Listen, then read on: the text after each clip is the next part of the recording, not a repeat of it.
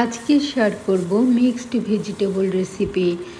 আজকের মিক্সড ভেজিটেবলটা আমি কিন্তু নিরামিষ রান্না করিনি। এখানে আমি চিংড়ি মাছ দিয়ে সবজি রান্না করেছি, খুবই মজাদার। হ্যালো এভরিওয়ান, আসসালামু আলাইকুম, welcome back to রাইনাস yummy food and blog. আজ শেয়ার করব চিংড়ি মাছ দিয়ে মিক্সড। এখানে আমি নিয়েছি আলু, বেগুন, পালং শাক, কচুরমুখী, টমেটো আর নিয়েছি ঝুঁকিনি। এটা অনেকেই চেনেন, আবার অনেকে চেনেন না। এটা হচ্ছে একটু কচি মিষ্টি কুমড়ার মতো ভেতরটা।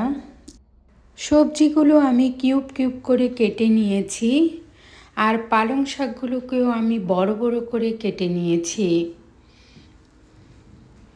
সবগুলো সবজি শাক আমি একদম ভালোভাবে পরিষ্কার করে ধুয়ে নিয়েছি চিংড়ি মাছ। এগুলো আমি একটু হলুদ আর নুন মেখে ভেজে নিব। এই তো মেখে নিয়েছি। এখন চুলায় একটা প্যান বসিয়ে দিয়ে দিলাম সামান্য পরিমাণে তেল। যেহেতু আমি খুবই কম তেলে রান্না করব, এর জন্য একদম অল্প করে তেল দিয়ে দিয়েছি। আর চিংড়ি মাছগুলো আমি একটু ছোট ছোট করে কেটে নিয়েছি। মাছগুলো একটু ভাজা হয়ে গেলে এখানে অ্যাড করব কাটা পেঁয়াজ দিয়ে একটু ভেজে নিচ্ছি।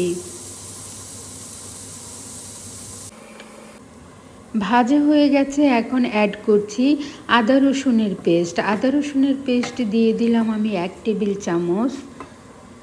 আদা রসুনের পেস্ট দিয়ে একটু ভেজে তারপর অন্যান্য মশলা অ্যাড করছি। দিয়েছি জিরা পাউডার। এখানে আমি আধা টেবিল চামচ জিরা পাউডার, আধা টেবিল চামচ ধনিয়া পাউডার ব্যবহার করেছি। আর দিয়ে দিচ্ছি 1/4 টেবিল চামচ হলুদ মরিচ পাউডার, খুবই অল্প করে দিয়েছি। এখন এগুলো আমি একটু পানি দিয়ে ভালোভাবে কষিয়ে নেব।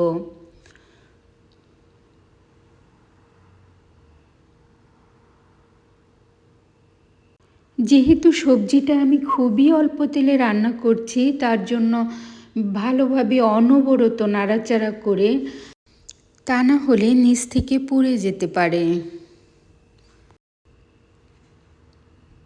মশলাটা খুব ভালো করে কষিয়ে নিচ্ছি।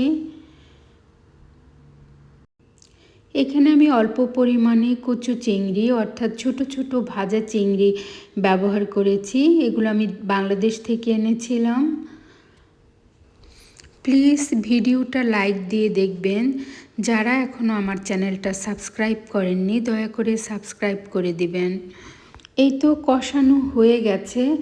এখন এখানে অ্যাড করব সবজি। প্রথমে আমি সবজিগুলো দিয়ে দিব, যেগুলো শক্ত সবজি কেটে রেখেছিলাম। সবজি দিয়ে একটু ভালোভাবে নাড়াচাড়া করে তারপর ঢেকে রান্না করব।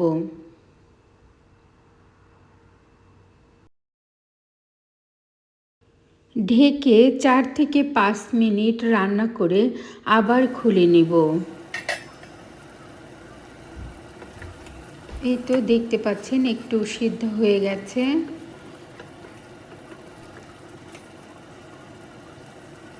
সবজিগুলো প্রায় সিদ্ধ হয়ে গেছে। আবার একটু ঢেকে 2-3 মিনিট রান্না করছি।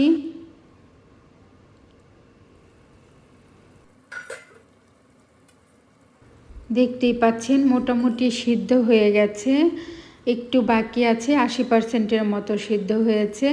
এখন এখানে আমি অ্যাড করব কেটে রাখা শাক, যে শাকগুলি আমি বড় বড় করে কেটে রেখেছিলাম। এখন একটু নাড়াচাড়া করে শাকগুলো দিয়ে দিব। এবার ঢেকে কিছুক্ষণ রান্না করে উল্টে পাল্টে দিব। এই তো ঢেকে দিয়েছি।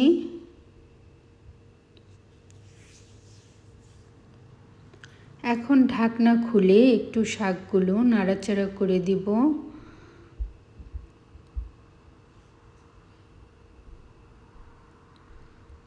আবার ঢেকে দিচ্ছি। এভাবে 2 থেকে 3 মিনিট রান্না করে ঢাকনাটা খুলে নিব। দেখতেই পাচ্ছেন প্রায় সিদ্ধ হয়ে গেছে, শাক হতে সময় লাগে না। এখন একটু উল্টে পাল্টে দিচ্ছি। সব কিছু একদম ঠিকঠাক সিদ্ধ হয়ে গেছে। এখন এভাবেই কিছুক্ষণ একটু নাড়াচাড়া করে তারপর নামিয়ে নিব। রান্না প্রায় হয়ে গেছে।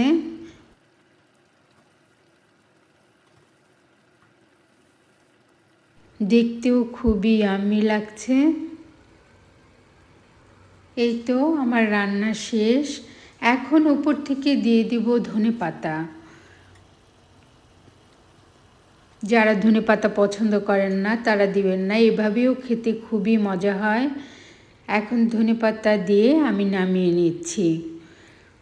খুবই মজাদার রেসিপি, একবার হলেও এই সবজিটা ট্রাই করবেন। যারা সবজি খেতে পছন্দ নাও করেন তারাও ইনশাল্লাহ খাবেন, খুবই মজার। আমার পাশে থেকে আমাকে সাপোর্ট করার জন্য সবাইকে অসংখ্য অসংখ্য ধন্যবাদ। আসসালামু আলাইকুম।